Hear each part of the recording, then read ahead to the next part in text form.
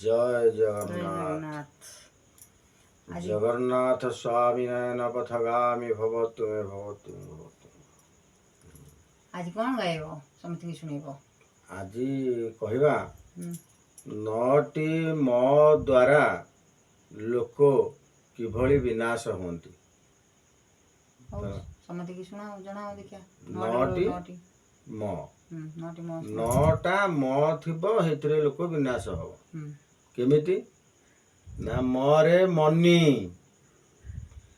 ଦ୍ୱିତୀୟ ମରେ ମଦ, ତୃତୀୟ ମରେ ମାଂସ, ଚତୁର୍ଥ ମରେ ମୋବାଇଲ, ପଞ୍ଚମ ମରେ ମାଇପ, 6ରେ ମରଣ, 7ରେ ମେଡିକାଲ, 8ରେ ମଶାଣି, 9ରେ ମାଟି।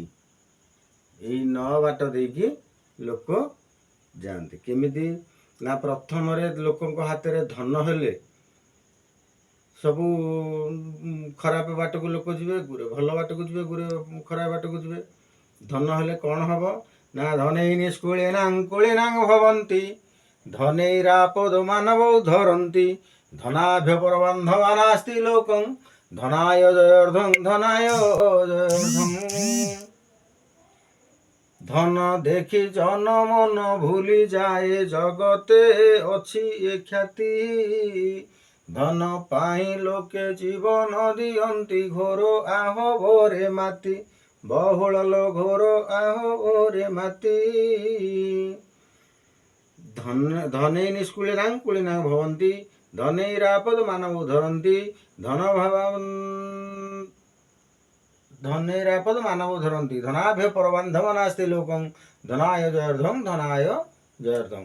ଏଭଳି ଧନ ଯାହା ପାଖରେ ହେଲା, ସିଏ ମଦ ପିଇଲା, ମାଂସ ଖାଇଲା, ମୋଟର ସାଇକେଲ ଚଲେଇଲା, ମୋବାଇଲ ଧଇଲା,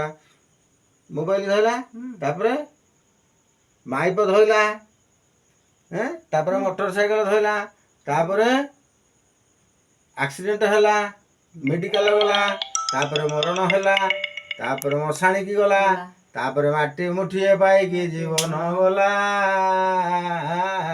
ଏବେ ବୁଝିପାଇଲ କି ତୁମ୍ଭେ? ତାହେଲେ 9ଟି ଅଛି ମୋ 9ଟା ମରେ ଲୋକ ଏଥିରେ ପୁଣି କ'ଣ ରହିଛି ନା ତ୍ରେତୟା ଯୁଗରେ କ୍ଷୀରି ଖେଚେଡ଼ି, ଦ୍ୱାପର ଯୁଗରେ ଘି,